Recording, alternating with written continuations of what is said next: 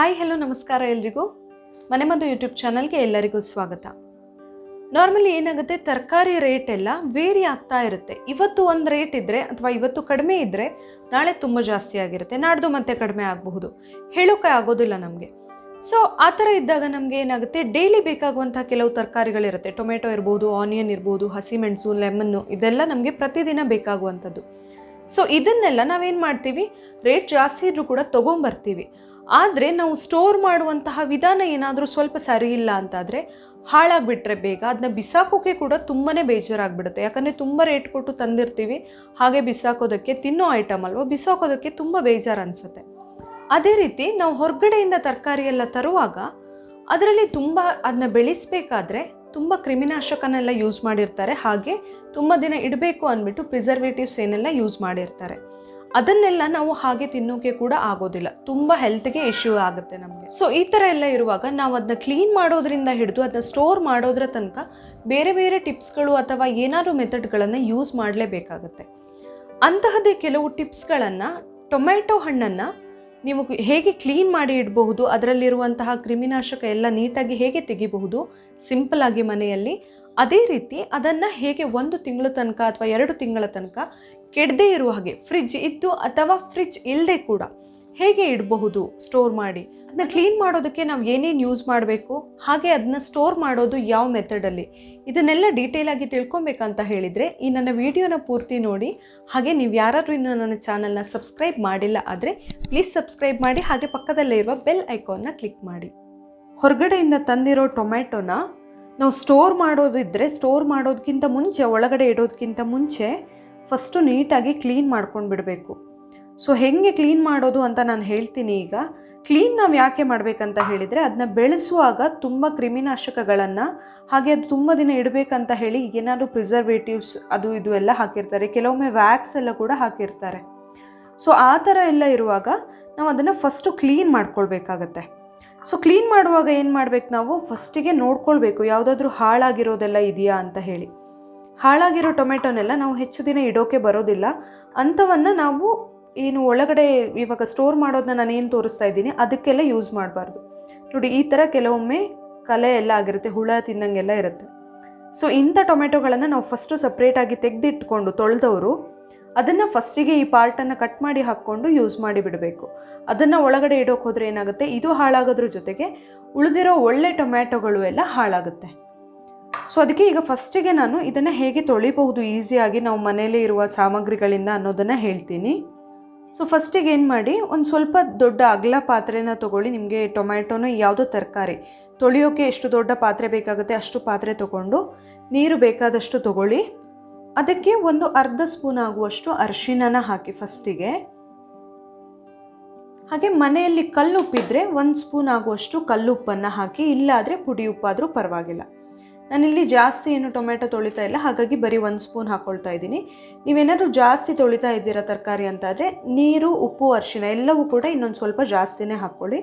First ಆ ಉಪ್ಪನ್ನು ಸರಿಯಾಗಿ ಕರಗಿಸ್ಕೊಂಡು ಬಿಡಿ ಒಂದು ಸಾರಿ. ಈ ಥರ ಕೈ ಆಡಿಸಿದ್ರೆ ಹೆಂಗೂ ಕರಗಿ ಹೋಗುತ್ತೆ ಉಪ್ಪು.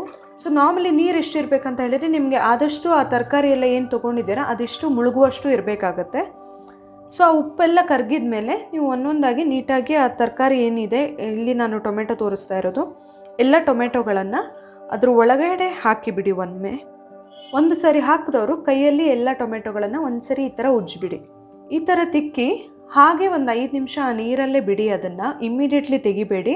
ನಾವು ಒಂದು 5 ನಿಮಿಷ ಬಿಟ್ಟಾಗ ಏನಾಗುತ್ತೆ, ಅದರಲ್ಲಿ ಇವಾಗ ಏನು ನಾನು ತೋರಿಸಿದ್ದೀನಿ, ಇನ್ ಕೇಸ್ ಅದರಲ್ಲಿ ಹುಳ ಎಲ್ಲ ಏನಾದರೂ ಸೇರಿಕೊಂಡಿದ್ರೆ ಎಲ್ಲವೂ ಕೂಡ ಹೊರಗೆ ಬರುತ್ತೆ, ಉಪ್ಪು ಮತ್ತು ಅರಿಶಿಣ ಇರೋದ್ರಿಂದ. ಅದೇ ರೀತಿ ಇದರಲ್ಲಿರುವಂತಹ ಕ್ರಿಮಿನಾಶಕಗಳು ಅಥವಾ ವ್ಯಾಕ್ಸ್ ಏನಾದರೂ ಹಾಕಿದರೆ ಅದೆಲ್ಲ ಕೂಡ ಹೋಗುತ್ತೆ. ಸೊ ಒಂದು 5 ನಿಮಿಷ ನೆನೆಸಿಡಬೇಕು, ಅದರಲ್ಲಿರೋ ಧೂಳು ಎಲ್ಲ ಕ್ಲೀನ್ ಆಗಬೇಕಂತ ಹೇಳಿದರೆ. ಸೊ ಈಗ 5 ನಿಮಿಷ ಆಗಿದೆ, ಇದರಲ್ಲಿ ನೆನೆಸಿಟ್ಟು 5 ನಿಮಿಷ ಆದಮೇಲೆ ನೀವು ನೀಟಾಗಿ ಕೈಯಲ್ಲಿ ಉಜ್ಜಬೇಕು. ಇನ್ನೊಂದು ಸರಿ ಈ ಥರ ಫುಲ್ ಉಜ್ಜಿಬಿಡಿ. ಎಲ್ಲ ಟೊಮ್ಯಾಟೊಗಳನ್ನು ಅದೇ ಥರ ತೊಳೆದು ಇಟ್ಕೊಳ್ಬೇಕಾಗುತ್ತೆ. ನಾವು ಉಪ್ಪು ಮತ್ತು ಅರಿಶಿಣ ಹಾಕಿರೋದ್ರಿಂದ ನಾವು ತುಂಬ ಜಾಸ್ತಿ ಏನು ಉಜ್ಜೋದು ಬೇಕಾಗಲ್ಲ. ಆದರೆ ಒಂದು ಸರಿ ನೀಟಾಗಿ ಉಜ್ಜಿ ತೊಳೆದು ಬಿಟ್ಟರೆ ಅದರಲ್ಲಿರೋ ಕೀಟನಾಶಕಗಳೇನಾದರೂ ಇದ್ದರೆ ಎಲ್ಲವೂ ಕೂಡ ಹೊರಗೆ ಹೋಗುತ್ತೆ. ಹೀಗೆ ಫಸ್ಟು ತೊಳ್ಕೊಂಡು ಬಿಡಬೇಕು. ಆ ನೀರನ್ನು ಚಲ್ಕೊಂಡ್ಬಿಡಿ. ಒಂದು ಸಾರಿ ಆ ಅರಿಶಿಣ ಉಪ್ಪು ಹಾಕಿರೋ ನೀರಲ್ಲಿ ತೊಳ್ಕೊಂಡ್ಮೇಲೆ ಇನ್ನೊಂದು ಸರಿ ನಾವು ನಾರ್ಮಲ್ ವಾಟ್ರಲ್ಲಿ ಕೂಡ ತೊಳ್ಕೊಬೇಕಾಗತ್ತೆ. ಇವಾಗ ಏನು ಜಾಸ್ತಿ ಉಜ್ಜೋದು ಬೇಡ. ಒಂದು ಸರಿ ನಾವು ಕ್ಲೀನಾಗಿ ತೊಳೆದಿರೋದ್ರಿಂದ ಜಸ್ಟ್ ಮೇಲಿಗೆ ಒಂದು ಸಾರಿ ಈ ಥರ ತಿಕ್ಕಿ ತೊಳೆದು ಬಿಟ್ಟರೆ ಸಾಕಾಗುತ್ತೆ. ಅಷ್ಟು ತೊಳೆದ ಮೇಲೆ ಅದನ್ನ ತೆಗೆದು ಇಟ್ಬಿಡಿ. ಇಷ್ಟಾದರೆ ಟೊಮ್ಯಾಟೊ ಕ್ಲೀನಾಗಿ ಇರುತ್ತೆ. ಸೊ ನಾರ್ಮಲ್ ವಾಟ್ರಲ್ಲಿ ಕೂಡ ನೀವು ವಾಶ್ ಮಾಡಿದ ಮೇಲೆ ಮತ್ತೊಂದು ಸಾರಿ ನೀವು ನೀಟಾಗಿರೋ ಯಾವುದಾದ್ರೂ ಕ್ಲೀನಾಗಿರೋ ಕಾಟನ್ ಬಟ್ಟೆಯಲ್ಲಿ ಅಥವಾ ಟಿಶ್ಯೂ ಪೇಪರಲ್ಲಿ ನೀಟಾಗಿ ಒರೆಸ್ಬೇಕು ಅದನ್ನು. ಅದರಲ್ಲಿ ಸ್ವಲ್ಪ ಕೂಡ ನೀರಿನ ಪಸೆ ಇರಬಾರ್ದು. ಫುಲ್ ನೀಟಾಗಿ ಒರೆಸಿ ಸ್ವಲ್ಪ ಹೊತ್ತು ಹಾಗೆ ಬಿಡಬೇಕಾಗತ್ತೆ. ಸೊ ನಾನು ಅದನ್ನ ನೀಟಾಗಿ ಎಲ್ಲ ಟೊಮೆಟೊಗಳನ್ನು ಫಸ್ಟು ಒರೆಸ್ಕೊಳ್ತಾ ಇದ್ದೀನಿ. ಸೊ ಈ ಥರ ಫುಲ್ ನೀಟಾಗಿ ಒರೆಸಿ, ಒಂದು ಚೂರು ಪಸೆ ಇಲ್ಲದೆ ಇರೋ ಥರ ಒರೆಸಿ ಪೇಪರ್ ಟವೆಲ್ ಅಥವಾ ನೀವು ಯಾವುದೇ ಕಾಟನ್ ಬಟ್ಟೆ ಆಗಬಹುದು, ಕ್ಲೀನಾಗಿರೋ ಕಾಟನ್ ಬಟ್ಟೆ ನೀಟಾಗಿ ಒರೆಸಿ ಈ ಥರ ಜೋಡಿಸಿ ಇಟ್ಬಿಡಿ ಒಂದು ಸ್ವಲ್ಪ ಹೊತ್ತು. ಇನ್ ಕೇಸ್ ಏನಾದರೂ ಸ್ವಲ್ಪ ನೀರಿನ ಪಸೆ ಇದ್ದರೂ ಕೂಡ ರೂಮ್ ಟೆಂಪ್ರೇಚರಲ್ಲಿ ಇಟ್ಟರೆ ಸಾಕಾಗುತ್ತೆ. ಅಷ್ಟರಲ್ಲಿ ಅದು ಪಸೆ ಎಲ್ಲ ನೀಟಾಗಿ ಡ್ರೈ ಆಗಿರುತ್ತೆ. ಈಗ ಮೊದಲನೇ ವಿಧಾನನ ನಾನು ಹೇಳ್ತಾ ಇದ್ದೀನಿ. ಫ್ರಿಡ್ಜ್ ಇದ್ದವರು ಹೇಗೆ ಸ್ಟೋರ್ ಮಾಡಬಹುದು ಇದನ್ನು, ಟೊಮ್ಯಾಟೋನ 1-1.5 ತಿಂಗಳು ಮಿನಿಮಮ್ ಇಡಬಹುದು ನೀವು. ಇದನ್ನು ಹೇಗೆ ಮಾಡೋದು ಅಂತ ಹೇಳ್ತೀನಿ. ಸೊ ಫಸ್ಟಿಗೆ ಈ ಥರ ಒಂದು ಏರ್ಟೈಟ್ ಕಂಟೈನರ್ನ ತೊಗೊಂಡು ಅದರಲ್ಲಿ ತಳದಲ್ಲಿ ಟಿಶ್ಯೂ ಪೇಪರ್ನ ನೀಟಾಗಿ ಇಟ್ಬಿಡಿ. ಹೀಗೆ ಸೈಡಿಗೆಲ್ಲ ಕವರ್ ಆಗೋ ಥರ ಇಟ್ಬಿಡಿ. ಫಸ್ಟಿಗೆ ನಾವು ಈ ಡಬ್ಬನ ಕ್ಲೀನ್ ಮಾಡಿ ತೊಳ್ಕೊಂಡು ಅದರಲ್ಲಿ ಕೂಡ ಏನು ಪಸೆ ಇರಬಾರ್ದು, ನೀರಿನ ಪಸೆ ಎಲ್ಲ ಏನೂ ಇರಬಾರ್ದು. ಅದನ್ನೆಲ್ಲ ತೆಕ್ಕೊಂಡು ಇಟ್ಕೊಂಡಿರ್ಬೇಕು ನಾವು. ಫಸ್ಟಲ್ಲೇ ಏರ್ಟೈಟ್ ಕಂಟೈನರ್ ಇರಬೇಕು. ಫಸ್ಟಿಗೆ ಈ ಥರ ಬುಡದಲ್ಲಿ ಅಥವಾ ತಳದಲ್ಲಿ ಟಿಶ್ಯೂ ಪೇಪರ್ನ ಹಾಕಿ ಇಟ್ಕೊಳ್ಳಿ. ಅದಾದಮೇಲೆ ನೀವು ತೊಳೆದು ಒರೆಸಿ ಇಟ್ಕೊಂಡಿರುವಂತಹ ಟೊಮ್ಯಾಟೊನ ಇಡಿ, ನೀಟಾಗಿ ಜೋಡಿಸಿ ಇಟ್ಬಿಡಿ. ಅದರಲ್ಲಿ ಏನು ಪಸೆ ಇರಬಾರ್ದು. ನಾನು ನೀಟಾಗಿ ಒರೆಸ್ಕೊಂಡಿದ್ದೀನಿ ಇದನ್ನು. ಈ ಥರ ಇಟ್ಟ ಮೇಲೆ ಒಂದು ಲೇಯರ್ ಇಟ್ಟ ಮೇಲೆ ನೀವು ಇನ್ನೊಂದು ಲೇಯರ್ ಕೂಡ ಟಿಶ್ಯೂ ಪೇಪರ್ನ ಈ ಥರ ಹಾಕ್ಬಿಡಿ. ಹಿಂಗಾದಾಗ ಏನಾಗುತ್ತೆ, ಇನ್ ಕೇಸ್ ಇನ್ ಬಿಟ್ವೀನ್ ಯಾವುದಾದ್ರೂ ಟೊಮೆಟೊ ಅಲ್ಲಿ ಸ್ವಲ್ಪ ಪಸೆ ಏನಾದ್ರು ಇದ್ದರೂ ಕೂಡ ಈ ಟಿಶ್ಯೂ ಎಲ್ಲದನ್ನ ಹೀರ್ಕೊಂಡ್ಬಿಡುತ್ತೆ. ಸೊ ಈ ಥರ ಮಾಡಿ ಉಳಿದಿರೋ ಟೊಮೆಟೊಗಳನ್ನು ಕೂಡ ಇಟ್ಬಿಡಿ ನೀಟಾಗಿ. ಏರ್ಟೈಟ್ ಕಂಟೈನರ್ ಆಗಿರಬೇಕು, ನೀಟಾಗಿ ಒರೆಸಿ ಇರಬೇಕು. ಟೊಮೆಟೊದಲ್ಲಿ ಕೂಡ ಏನೂ ಪಸೆ ಇರಬಾರ್ದು. ಈ ಥರ ನೀಟಾಗಿ ಜೋಡಿಸಿ ಇಟ್ಕೊಂಡ್ಮೇಲೆ ನೀವು ಮೇಲ್ಗಡೆಯಿಂದ ಒಂದು ಟಿಶ್ಯೂ ಪೇಪರ್ ಇಟ್ಟು ಈ ಥರ ಕವರ್ ಮಾಡಿಬಿಡಿ. ಹೀಗೆ ಇಟ್ಬಿಟ್ರೆ ನಾವು ಹೀಗೆ ಇಟ್ಟು ನೀಟಾಗಿ ಕ್ಲೋಸ್ ಮಾಡಿ ಅದರ ಮುಚ್ಚಳನ್ನು ಮುಚ್ಚಿಬಿಟ್ರೆ ಆಯಿತು. ಏರ್ಟೈಟ್ ಕಂಟೈನರ್ ಆಗಿರಬೇಕು, ಅದರಲ್ಲಿ ಏನೂ ಗಾಳಿ ಆಡಬಾರ್ದು. ಈ ಥರ ಮುಚ್ಚಿ ನೀವು ಫ್ರಿಡ್ಜಲ್ಲಿ ಇಟ್ಬಿಟ್ರೆ ಇದನ್ನು ನೀವು ಚಿಕ್ಕ ಡಬ್ಬ ಬೇಕಂದರೆ ತೊಗೊಳ್ಬೋದು, ಇಲ್ಲ ಅಗಲ ಡಬ್ಬ ಇದ್ದರೆ ಚೆನ್ನಾಗಾಗುತ್ತೆ. ಸೊ ಈ ಥರ ಫುಲ್ ಕವರ್ ಆಗಿದೆ ಟಿಶ್ಯೂ ಪೇಪರಲ್ಲಿ. ಇದಿಷ್ಟು ಕವರ್ ಆದಮೇಲೆ ಅದನ್ನು ಹಾಗೆ ನೀವು ಫ್ರಿಡ್ಜಲ್ಲಿ ಇಟ್ಟರೆ ಮಿನಿಮಮ್ 1.5 ತಿಂಗಳು ಅಥವಾ ಜಾಸ್ತಿ ಕೂಡ ಇಡಬಹುದು. ತುಂಬ ಹಣ್ಣಾಗಿರೋದಾದರೆ ಕೆಲವೊಮ್ಮೆ ಸ್ವಲ್ಪ ಬೇಗ ಹಾಳಾಗ್ಬೋದು. ಇಲ್ಲ ನೀವು ಸ್ವಲ್ಪ ಕಾಯಿ ಇರೋ ಥರದ್ದೇ ನೋಡಿ ತಂದಿದ್ದೀರಾ ಆದರೆ, ತುಂಬ ಚೆನ್ನಾಗಿರೋ ಟೊಮೆಟೊನೇ ನೋಡಿ ತಂದಿದ್ದೀರಾ ಆದರೆ ಮಿನಿಮಮ್ 1.5 ತಿಂಗಳ ತನಕ ಏನೂ ಆಗೋದಿಲ್ಲ ಈ ಥರ ಇಟ್ಟಾಗ. ಫ್ರಿಡ್ಜ್ ಇದ್ದವರು ಯಾವ ರೀತಿ ಸ್ಟೋರ್ ಮಾಡ್ಬೋದು ಅಂತ ತೋರಿಸ್ದೆ. ಈಗ ಫ್ರಿಡ್ಜ್ ಇಲ್ಲದೇನೂ ನಾವು ಹೇಗೆ ಸ್ಟೋರ್ ಮಾಡಬಹುದು ತುಂಬ ದಿನಗಳ ಕಾಲ ಟೊಮೆಟೊನ ಅಂತ ತೋರಿಸ್ತೀನಿ. ನಮ್ಮ ಮನೇಲೆಲ್ಲ ನಾರ್ಮಲಾಗಿ ಈ ಥರ ಪೇಪರು ಏನೋ ಇದ್ದೇ ಇರುತ್ತೆ. ಇದು ಯಾವ ಪೇಪರ್, ನಾರ್ಮಲಾಗಿ ನಮಗೆ ಅಂಗಡಿಗಳಲ್ಲೆಲ್ಲ ಪೇಪರ್ ಬ್ಯಾಗ್ಸ್ ಕೊಡ್ತಾರಲ್ಲ ಆ ಪೇಪರ್. ಇಲ್ಲ ಆದರೆ ನೀವು ನ್ಯೂಸ್ ಪೇಪರ್ ಆದರೂ ಕೂಡ ತೊಗೊಳ್ಬಹುದು. ಅದನ್ನು ನಮಗೆ ಬೇಕಾಗುತ್ತೆ. ಅದು ಎಷ್ಟು ದೊಡ್ಡದಿದೆ ಅಷ್ಟು ದೊಡ್ಡದು ತೆಗೆದಿಟ್ಕೊಳ್ಳಿ. ಈ ಪೇಪರ್ನ ನಮಗೆ ಎಷ್ಟು ದೊಡ್ಡ ಬೇಕೋ ಅಷ್ಟು ದೊಡ್ಡ ಕಟ್ ಮಾಡ್ಕೊಂಡ್ಬಿಡಬೇಕು. ನಾನು ಇದನ್ನು ನೀಟಾಗಿ ಕಟ್ ಮಾಡ್ಕೊಳ್ತಾ ಇದ್ದೀನಿ. ಈಗ ಈ ಥರ ಸ್ಕ್ವೇರ್ ಥರ ಕಟ್ ಮಾಡಿ ಇಟ್ಕೊಂಡಿದ್ದೀನಿ. ನಮಗೆ ಟೊಮೆಟೊ ರ್ಯಾಪ್ ಮಾಡೋಕ್ಕೆ ಎಷ್ಟು ಬೇಕೋ ಅಷ್ಟು. ಈಗ ಫಸ್ಟಿಗೆ ಒಂದು ಏರ್ಟೈಟ್ ಕಂಟೈನರ್ನ ತೊಗೊಳ್ಬೇಕು. ಅದು ತೊಗೊಂಡು ನೀವು ಫ್ರಿಡ್ಜಲ್ಲಿ ಇಡುವಾಗ ಹೇಗೆ ಹಾಕಿದರೆ ಅದೇ ರೀತಿ ಫಸ್ಟು ಟಿಶ್ಯೂನ ಹಾಕ್ಕೊಳ್ಬೇಕು. ಟಿಶ್ಯೂ ಇಲ್ಲ ಆದರೆ ನೀವು ಸೇಮ್ ನಾನೇನು ಪೇಪರ್ ತೋರಿಸ್ದೆ ಅದೇ ಪೇಪರ್ನ ಕೂಡ ಹಾಕ್ಕೊಳ್ಬಹುದು. ತಳದಲ್ಲಿ ನೀಟಾಗಿ ಇಟ್ಕೊಳ್ಬೇಕು ಫಸ್ಟಿಗೆ. ಈ ಡಬ್ಬ ಕೂಡ ಹಾಗೆ, ಅದರಲ್ಲಿ ಏನು ನೀರು ಪಸೆ ಎಲ್ಲ ಇರಬಾರ್ದು. ತೊಳೆದು ಒಣಗಿಸಿ ಇಟ್ಕೊಂಡಿರೋ ಡಬ್ಬ. ತಳದಲ್ಲಿ ಈ ಥರ ಟಿಶ್ಯೂ ಪೇಪರ್ ಅಥವಾ ನಾರ್ಮಲ್ ಪೇಪರನ್ನು ಹಾಕ್ಕೊಳ್ಳಿ. ನ್ಯೂಸ್ ಪೇಪರ್ ಆದರೂ ಕೂಡ ನೀವು ಯೂಸ್ ಮಾಡಬಹುದು. ಅದಾದಮೇಲೆ ನೀವು ನಾನು ಆವಾಗಲೇ ತೊಳೆಯೋದು ಹೇಗೆ ಒರೆಸೋದು ಹೇಗೆ ಅಂತ ಹೇಳಿದೆ ಅಲ್ಲ, ಆ ರೀತಿ ಒರೆಸಿ ಇಟ್ಕೊಂಡಿರೋ ಟೊಮ್ಯಾಟೊನ ಒಂದೊಂದಾಗಿ ಈ ಥರ ಪೇಪರ್ ಏನಾದರೂ ಇದ್ದರೆ ಅದರಲ್ಲಿ ಹಾಕಿ ಈ ಥರ ರ್ಯಾಪ್ ಮಾಡಿಬಿಡಬೇಕು. ಈ ಥರ ಫುಲ್ ರ್ಯಾಪ್ ಮಾಡಬೇಕು ನೀವು ಟೊಮ್ಯಾಟೊನ. ಅದೇನು ಓಪನ್ ಇರಬಾರ್ದು ಎಲ್ಲೂ ಕೂಡ. ಈ ರೀತಿ ಫುಲ್ ರ್ಯಾಪ್ ಮಾಡಿದರೆ ಆಯಿತು. ಹೀಗೆ ರ್ಯಾಪ್ ಮಾಡಿ ಒಂದೊಂದಾಗಿ ಜೋಡಿಸಿ ಇಡಬೇಕಾಗತ್ತೆ ಅದರಲ್ಲಿ.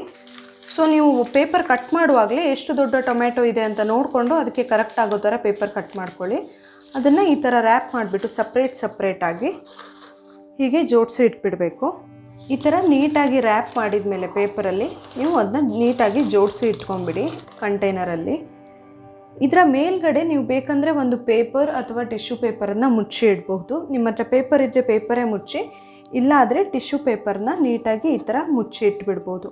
ಈ ಥರ ಮುಚ್ಚಿದವರು ಅದರ ಮುಚ್ಚಳ ಏನಿದೆ ಏರ್ಟೈಟ್ ಕಂಟೈನರ್ದು ಅದನ್ನು ಸರಿಯಾಗಿ ಮುಚ್ಚಬೇಕು. ಗಾಳಿ ಆಡದೇ ಇರೋ ಥರ ಮುಚ್ಚಬೇಕು. ತುಂಬ ಗಾಳಿ ಆಡ್ತಾ ಇದ್ದಾಗ ತುಂಬ ಬೇಗ ಹಾಳಾಗುತ್ತೆ. ಸೊ ಈ ಥರ ರ್ಯಾಪ್ ಮಾಡಿದ ಮೇಲೆ ಇದನ್ನ ನೀಟಾಗಿ ಮುಚ್ಚಿಡಿ. ಫುಲ್ ರ್ಯಾಪ್ ಆಗಿ ಕವರ್ ಆಗಿರೋದು ಇದಿಷ್ಟು ಟೊಮ್ಯಾಟೊಗಳೀಗ. ಇದನ್ನು ಫ್ರಿಡ್ಜ್ ಇಲ್ಲದೆ ಹೇಗೆ ಸ್ಟೋರ್ ಮಾಡಬಹುದು ಅನ್ನೋದನ್ನು ನಾನು ಹೇಳ್ತಾ ಇದ್ದೀನಿ ಈಗ. ಸೊ ಫ್ರಿಡ್ಜ್ ಇಲ್ಲದೆ ಇರುವಾಗ ಏನು ಮಾಡಿ, ಈ ಥರ ಸ್ವಲ್ಪ ಏನಾದರೂ ಶೆಲ್ಫ್ ಕೆಳಗಡೆಯಲ್ಲೆಲ್ಲ ತುಂಬ ಏನು ಸೂರ್ಯನ ಬಿಸಿಲು ಜಾಸ್ತಿ ಬೀಳಲ್ಲ, ಹೀಟ್ ಜಾಸ್ತಿ ಇರಲ್ಲ, ಸ್ವಲ್ಪ ತಂಪಿರುತ್ತೆ, ಆ ಥರ ಪ್ಲೇಸಲ್ಲಿ ಆ ಥರ ಒಂದು ಮೂಲೆಯಲ್ಲಿ ಬಟ್ಟೆ ಏನಾದರೂ ಇಟ್ಟು ಬೇಕಂದರೆ ಬಟ್ಟೆ ಅಥವಾ ಪೇಪರ್ ಇಟ್ಟು ಈ ಡಬ್ಬನ್ನು ಇಟ್ಬಿಡಿ. ಸೊ ಈ ಥರ ನೀವು ಇಟ್ಟರೆ ಒಂದು 3 to 4 weeks ತನಕ, ಅಂದರೆ 3 ರಿಂದ 4 ವಾರದ ತನಕ ಅದು ಏನು ಹಾಳಾಗೋದಿಲ್ಲ. ಫ್ರಿಡ್ಜಲ್ಲಿ ಇಲ್ಲ ಆದರೂ ಕೂಡ ನೀವು ನೀಟಾಗಿ ಒರೆಸಿ ಎಲ್ಲ ಇಟ್ಬಿಟ್ರೆ, ಈ ಥರ ಏರ್ಟೈಟ್ ಕಂಟೈನರ್ಗೆ ಹಾಕಿ ಕೂಲಾಗಿರೋ ಪ್ಲೇಸಲ್ಲಿ ಇಟ್ಬಿಟ್ರೆ 3-4 ವಾರದ ತನಕ ಮಿನಿಮಮ್ ಏನೂ ಆಗೋದಿಲ್ಲ ಟೊಮ್ಯಾಟೊ. ನೋಡಿದ್ರಲ್ವಾ, ನಾವು ತರಕಾರಿಯನ್ನು ಎಷ್ಟು ಈಸಿಯಾಗಿ ಮನೆಯಲ್ಲೇ ಇರುವ ಪದಾರ್ಥಗಳಿಂದ ಕ್ಲೀನ್ ಮಾಡಬಹುದು. ಎಸ್ಪೆಷಲಿ ನಾನಿವತ್ತು ಹೇಳಿದ್ದು ಟೊಮ್ಯಾಟೊನ ಹೇಗೆ ಕ್ಲೀನ್ ಮಾಡ್ಬೋದು, ಹೇಗೆ ಅದನ್ನ ತುಂಬ ದಿನಗಳ ಕಾಲ ಹಾಳಾಗದೇ ಇರೋ ಥರ ಇಡಬಹುದು. ಫ್ರಿಡ್ಜ್ ಇದ್ದರೆ ಒಂಥರ, ಫ್ರಿಡ್ಜ್ ಇಲ್ಲ ಆದರೆ ಇನ್ನೊಂದು ರೀತಿಯಲ್ಲಿ. ಈ ಮೆಥಡ್ಗಳನ್ನು ನಾವು ಹೇಗೆ ಯೂಸ್ ಮಾಡಿಬಿಟ್ಟು ಟೊಮ್ಯಾಟೊ ತುಂಬ ದಿನ ಬಾಳಿಕೆ ಬರೋ ಥರ ಮಾಡಬಹುದು ಅಂಥೇಳಿ. ಇವತ್ತಿನ ಈ ಟಿಪ್ಸ್ ನಿಮಗೆ ಇಷ್ಟ ಆಗಿದ್ದರೆ ಪ್ಲೀಸ್ ನನ್ನ ಮನೆಮದ್ದು ಯೂಟ್ಯೂಬ್ ಚಾನಲ್ನ ಸಬ್ಸ್ಕ್ರೈಬ್ ಮಾಡಿ, ಹಾಗೆ ಈ ವಿಡಿಯೋನ ಲೈಕ್ ಮಾಡಿ, ಶೇರ್ ಮಾಡಿ, ಹಾಗೆ ಏನೇ ಸಜೆಷನ್ಗಳಿದ್ರೂ ಕಮೆಂಟ್ ಮಾಡಿ. ಇದೇ ತರಹ ನನ್ನ ಎಲ್ಲ ವಿಡಿಯೋಗಳನ್ನು ನೋಡಿ ಸಪೋರ್ಟ್ ಮಾಡಿ. Thank you.